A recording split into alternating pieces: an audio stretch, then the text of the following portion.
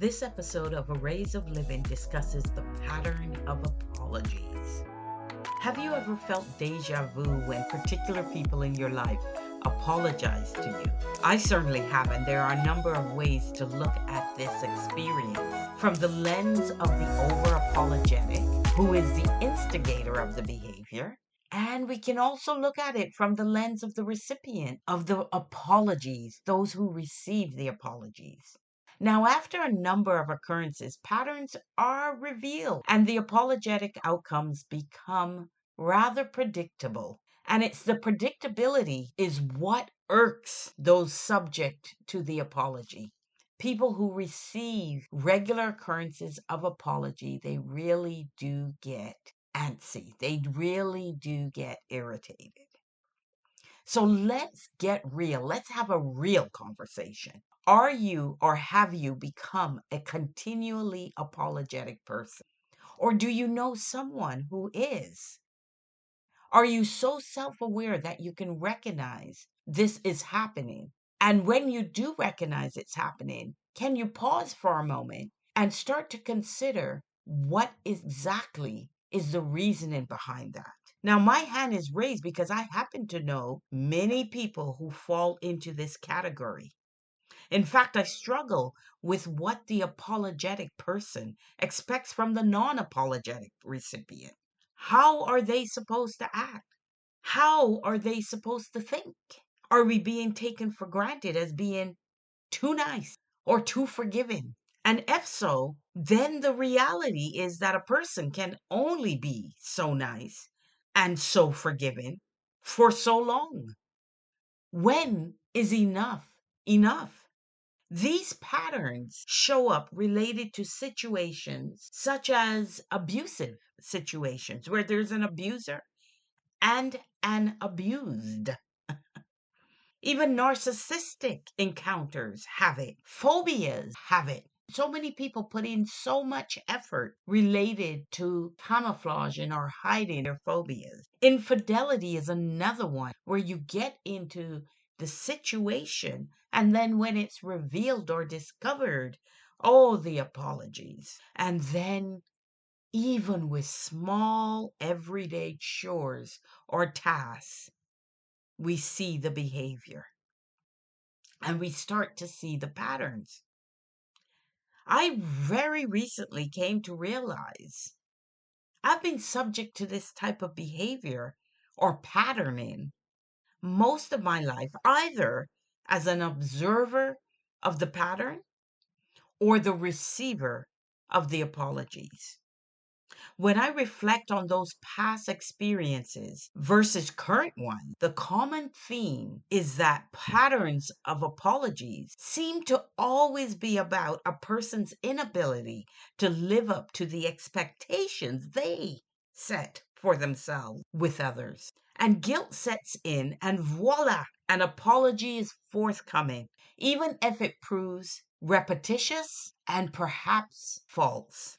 For sure, there can be times when saying sorry is the perfect thing to do. And then there are times when saying sorry, doesn't work quite so well. I end up wondering why put oneself in that situation to begin with. We've all been the deliverer of apologies. My hand is raised there too. Absolutely, we have. And if we are in the wrong, we need to own it. If we've fallen short in some way of a delivery, of a task, of a chore, if we've fallen short in some way, we need to own it. And if we've hurt someone, we need to own it. An issue arises when the apologies are becoming more commonplace than not, when the frequency of them occurring goes up. At that point, the interactions become awkward because pointing out that there is an issue can present for the deliverer of the apology as lack of gratitude for the apology, when in fact it's the frequency of what essentially is the same repeated conversation. The recipient of the apology gets tired. It's tiresome. And the desire is for the apologize to cease the behaviors leading to the I'm sorry response. In an abuse situation, you would hear things, stop hitting me, or I don't want you to hit me anymore. And the abuser apologizes profusely. And once they accept the apology, the behavior starts again. And then they're in a cycle again. And the apology comes again. What about, I want you to do what you say you're going to do? And they apologize.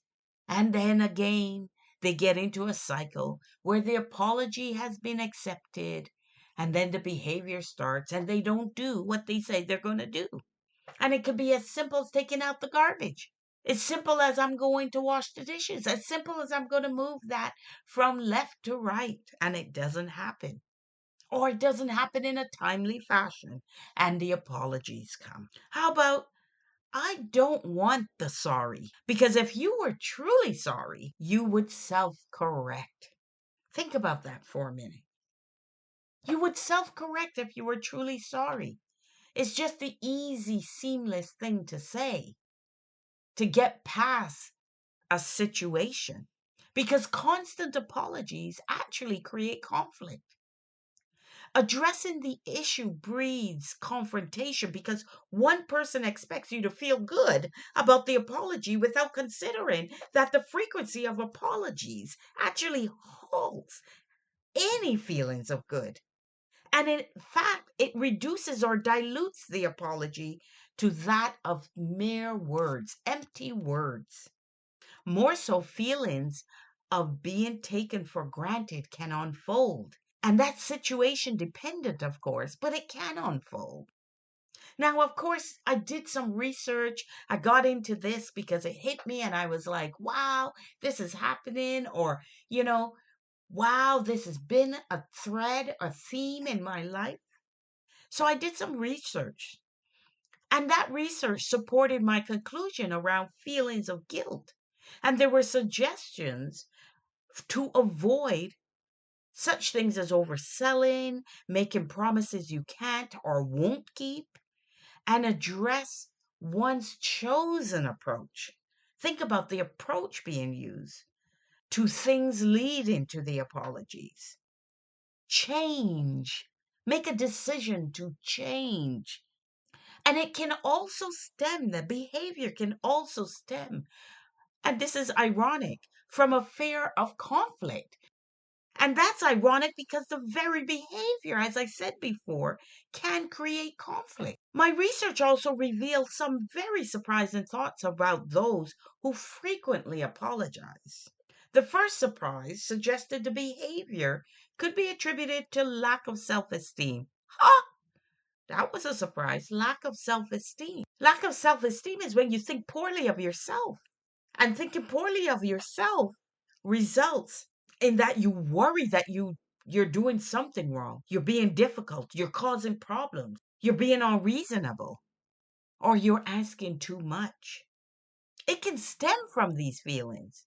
And for some people, I know this seemed quite plausible when I thought about all of those that ran through my life that did this type of behavior. It was plausible that some of them had self esteem, low self esteem issues.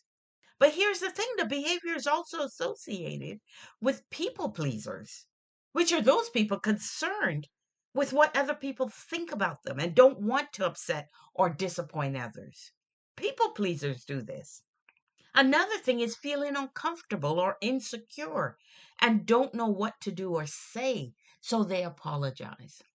Here's another surprise, that in cases of extreme excess, mental health could actually be at play. And when we think mental health, we think of things like anxiety, obsessive compulsive disorder, depression, PTSD, and so on.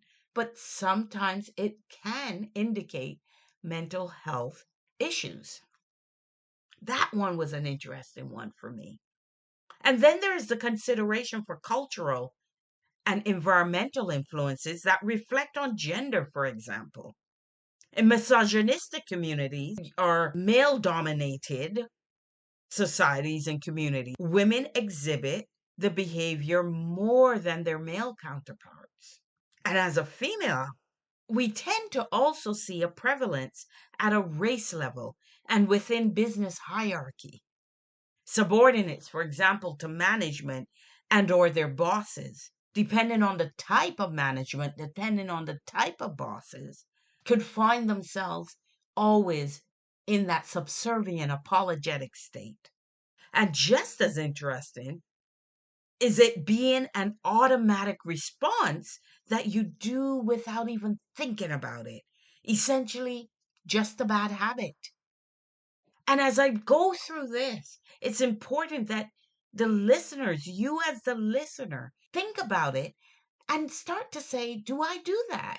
And if you find that you do, where do I fit in these possibilities of the reason behind it? Where do I fit? What has propelled me to do this behavior? And it doesn't all mean that you're doing it constant, but in particular situations, it could be more frequent than in others. Think about it, become self aware. Use this episode to become self aware, to start to pinpoint the patterns of apologies that you're doing. And if there's no pattern, fantastic. But if there is, own it. Because the thing to realize is that the apologies do get noticed.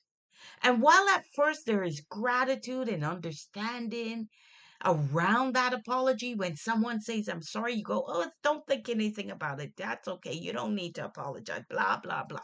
These are the things that happen, except that when the frequency goes up and it starts to become the norm, that understanding eventually turns to irritation, disappointment, even frustration, and disturbance that no change in the approach the person is taking takes place. They just continue what's not working, even though it's not working. And that becomes irksome. And those sentiments, those very sentiments can be separated from any love or respect that's present in the relationship. You can love somebody, you can respect somebody, but there are certain behaviors can be irritating. You may not like their behavior, doesn't mean you don't love them. You may not like their behavior, doesn't mean you don't respect them. The recipient simply wants the behavior to stop. And we return to the old adage of one's actions matching one's words. Match your actions with your words. If you're really sorry, then take action that matches that. It's important to understand these sentiments are for the behavior, not necessarily the person. Recognize that people are not their behaviors. Their behaviors reflect environmental, other things, learnt things sometimes. But yet, even with that said, they must be open to apply new tools, learn new skills, get new resources so they can act differently, so the behavior can change. That's the decision we all have to make. Those are the actions we all have to take. What do we need to do to change that behavior? Because we have to ask ourselves, in what form can correction take? Well, Dr. Cynthia King, a clinical psychologist and co founder of Fem Forward, recommends this, that we use the situation of saying sorry as an opportunity to retrain our brains and learn new habits based on the facts of the situation. She talks about pausing before you go to say, I'm sorry, pause and try to teach yourself a different approach. Then, on the other hand, Shahar Lawrence, a licensed clinical social worker and founder of holistic counseling, makes this suggestion. A great way to change the perspective on I'm sorry is saying thank you instead. And her examples for doing this are as follows. If you are late, instead of saying, I'm sorry I'm late, you then say, thank you for your patience with me getting here. Wow. I have a different feeling just saying it and seeing the two differences. When you're going to ask someone for a favor, instead of saying, I'm sorry, can I ask a favor? You say, thank you for being willing to help. And for me, the thank you versus the I'm sorry, I never realized until I was going through this and seeing those dynamics that I'm sorry is negative. I'm sorry is actually a negative statement. Thank you is a positive spin on it. I never realized that. So thank you, Shahard Lawrence, for that. I never really equated I'm sorry with being negative. If you've been invited somewhere and you can't come, don't say sorry, I can't come. Say thank you for inviting me. I can't make it. So very different. Are you hearing the difference? Are you really able to see it as I see it, that there's a negative and positive response? And I'm sorry falls into the negative side of responding. If you're concerned for something, don't say, I'm sorry, am I bugging you? Say, thank you for your patience with this specific thing, especially when that something is outside of your control. When you forgot something, don't say, I'm sorry I forgot. Say, thank you for reminding me. When you need to take up somebody's time, don't say, I'm sorry to bother you. Say, thank you for your time. Now, I don't know if this works in actual practice, but I love the concept and I feel better about the thank yous than the I'm sorry. And I'm not saying you never ever say I'm sorry. Please make sure, put it in perspective. Let's put some common sense on it. Say you're sorry when you need to say you're sorry. That's why I said earlier, if you think, own it. But when it becomes your ready excuse for things, when it becomes your pull to try to get back to a place of comfort, and it's always over and over again, that's when it's a problem. And I don't think trying this thank you approach can possibly make things worse. So I'd try it.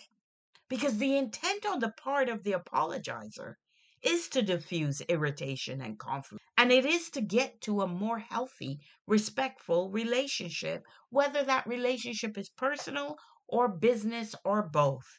Because the thing to know is that it can seem as though you're sorry for everything, for your actions and your feelings, for taking up space, for just existing. We can get into that mode, but why? As I always say, our existence is perfect. It's magnificent. When you were born, you were perfect. You were magnificent. Don't feel sorry for your existence. And yes, you have a right to take up space in this world. You are that magnificent being. You have a right to take up space. So don't feel sorry for taking up space. Don't feel that way. And take actions to make sure that your words match your actions. Because it doesn't reflect self confidence or self worth when you're always in the mode of I'm sorry, when you're always in that pattern of apologies. You're not self confident, you're not exuding self worth. And so it's important as you listen to this episode, as you reflect on the patterns of apologies that you do or may not do, you've got to figure out where you fit. When you do it, why is that? Is it self esteem? Is it habit? Is it something worse? Or rather, is it something else? Figure out where you fit. Figure out what is behind your tendency to always apologize. And yet change nothing to curb having to apologize. That's the part that doesn't make sense to me. It's just my view. It doesn't make sense. If you are sorry, then change something. But when you apologize and you don't change anything to curb having to apologize, that's when it becomes problematic. And consider, are you afraid of rejection, criticism? So instead, you go out of your way to be accommodating? But does the recipient want you to be in that way? They just want your words to match your actions. And who would have thought that saying sorry could have such underlying intricacies and complexities motivating the behavior. Who would have thought? So you can imagine when I finally landed on this through deep contemplation and realization. And then it got to the point of having these intricacies and these complexities. Wow. And the answer is it can. Hey, human, we're human. So whether just a bad habit or something more profound, you get to decide what self correction could possibly look like for you. You get to decide that. It's a decision, it's a choice to make. Because even as the topic unfolded, as I was going through and doing this episode, I even recognized room for improvement with me. Hallelujah. I recognize that. Both as someone saying sorry and someone hearing the apology. I recognize I myself has room for improvement. And again, hey, human, we all have some tendencies we don't pay attention to. This episode is calling for you to pay attention, get more self aware, pay attention to your patterns of apologies, and understand what it does to the person receiving it on a frequent basis and make a decision to curb the behavior. And of course, if you need help with that, what is the one thing that I call out can help you with changing behaviors that you want to change? Self hypnosis. Hypnotherapy can help with this type of thing because it can change behaviors and it can help in doing that. So, if you need help with this type of thing, you know where to reach out and where to reach me. And with that, I say thank you for listening. The Patterns of Apologies.